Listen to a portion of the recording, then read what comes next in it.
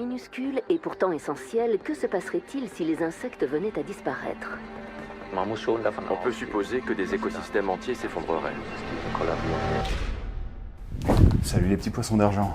Et... Hop hop hop, non, tu vas pas nous la faire à l'envers. Bon ok d'accord, je triche peut-être un petit peu sur ce coup-là. Ouais, vous ne trouverez pas ce poisson dans les océans. En fait, il s'agit d'un insecte que vous avez d'ailleurs probablement vu déjà chez nous. Enfin, chez vous quoi. C'est tout petit, minuscule, ça se faufile partout. Après, peut-être que vous trouvez ça dégueulasse. Hein. Ah bah je t'avoue qu'entre un cafard et un chaton... Ah, c'est vrai qu'on trouve des insectes un peu repoussants quoi, quand même. Les coccinelles c'est bien mignon, mais tout ce qui est blatte, cafard, grosse mouche...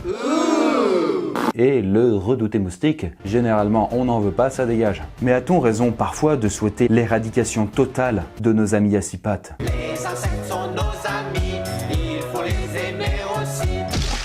Et du coup, oui, imaginons que nous nous débarrassions, à grands coups d'insecticides, de toutes ces petites bestioles qui peuplent nos jardins et attaquent nos gardes-manger. Que se passerait-il? On peut imaginer que la mort d'animaux aussi petits et insignifiants ne changerait rien à nos vies. Et pourtant, vous verrez par la suite que leur rôle est beaucoup plus important qu'on ne peut l'imaginer. Et que, malgré tout, la perspective d'un monde sans insectes n'est pas complètement farfelue. Et comme du coup, on va parler de biodiversité, ça me permet de vous annoncer que cette vidéo se fait en partenariat avec Grenoble-Alpes Métropole. Et il s'agit de l'agglomération de 49 communes tout autour de Grenoble. Et Grenoble y compris, puisque nous, on habite à Grenoble actuellement. Et qui gère des choses comme l'eau, les transports et les travaux du coin. Et c'est aussi cet organisme qui s'occupe de l'avenir de la région. En organisant par exemple des aménagements, en réfléchissant à l'environnement et la production d'énergie, et en veillant de très près à l'avenir de la faune et de la flore locale. Et du coup, comme nous on habite encore à Grenoble, avec mon équipe, ils nous ont contactés, ils nous ont proposé de construire ensemble un sujet en lien avec la biodiversité, la protection de l'environnement et la redécouverte des insectes et des animaux qui peuplent nos régions. Et du coup on a dit banco. Et donc c'est avec leur soutien que nous allons nous intéresser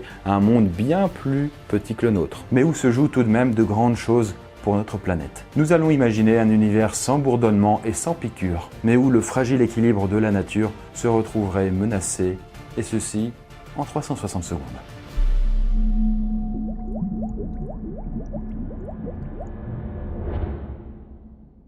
Alors bon, on est quand même parti sur l'idée de tous les éradiquer. Mais combien faudrait-il de bouteilles d'insecticides pour venir à bout de cette vermine? Eh bien, à l'heure actuelle, nous en déversons déjà suffisamment dans nos campagnes pour que les insectes en souffrent terriblement. D'ailleurs, précisons que seulement 1% d'entre eux sont considérés comme nuisibles. Ça signifie donc que les 99% autres sont utiles et bénéfiques à la nature. Ouais bah ça paraît pas évident quand on voit la dégaine de certains. Ok, mais est-ce qu'on va les juger sur leur physique? En réalité, selon des sources très sérieuses, il se pourrait bien qu'on ne trouve plus aucun insecte d'ici un siècle. Un siècle, à l'échelle d'une planète, c'est ridiculement peu. Cette estimation provient d'un rapport publié en début d'année dans la revue Biological Conservation par des chercheurs australiens. Et cette analyse se fonde sur les résultats de 73 autres études. Et selon ces scientifiques, 41% des insectes sont déjà en voie d'extinction. Leur taux de disparition serait même 8 fois supérieur à celui de tous les autres animaux. Sauf que, petit problème, les insectes représentent 80% de la biodiversité animale. Il en existe 1,3 million d'espèces différentes. Et pour vous donner une idée, en région Auvergne-Rhône-Alpes, on trouve déjà 8000 insectes différents. Et s'ils venaient tous à s'éteindre, il s'agirait de la plus grande extinction depuis les dinosaures. Rien que ça. Mais alors,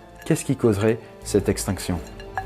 Eh bien, peut-être bien des millions de litres de pesticides déversés dans les champs, à tout hasard. Ajouter en même temps l'appauvrissement des milieux naturels, les changements climatiques, et d'ici quelques dizaines d'années, l'agriculture intensive et l'urbanisation auront peut-être raison des insectes sur la Terre. Alors, ce serait triste, bien sûr, mais qu'est-ce que ça changerait? Focus.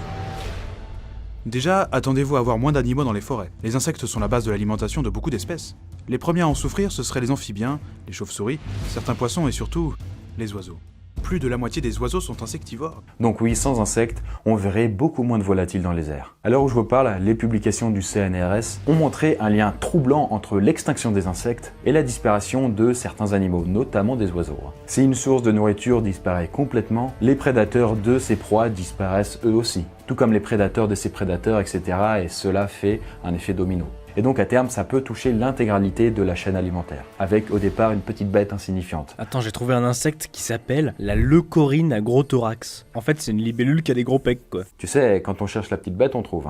Et quant au monde végétal, eh bien lui aussi, il dépend grandement du monde des insectes. Sans eux, ce serait par exemple 90% des plantes à fleurs qui ne seraient plus pollinisées. Donc adieu pâquerettes et coquelicots. Et avec moins de diversité, eh bien ce sont des espèces envahissantes comme la renouée ou l'ambroisie qui prendraient le dessus et qui finiraient par en étouffer d'autres. entraînant ainsi l'extinction d'encore plus d'espèces.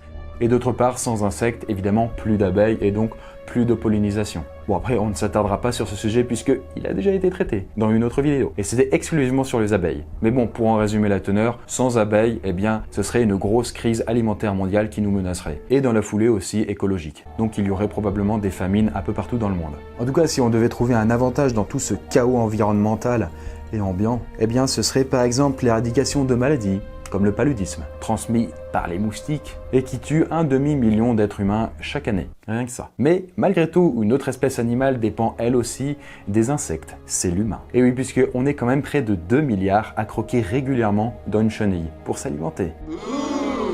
Faites pas les difficiles, hein. Par exemple, en Asie et en Afrique, les criquets, les larves et les charançons représentent même une source de nourriture à part entière, que l'on trouve dans de nombreuses préparations culinaires. Et donc sans ces bestioles, une grande portion de l'humanité devrait faire une croix sur leur source de protéines principale. Et même si on éradiquait tous les insectes, notre agriculture serait parfois difficile à poursuivre, parce qu'ils jouent par exemple un rôle essentiel dans l'aération des sols, en débarrassant la terre des déchets et des cadavres. Et oui, puisque sans insectes, nos sols seraient beaucoup plus encombrés, plus sales et en même temps probablement moins fertile.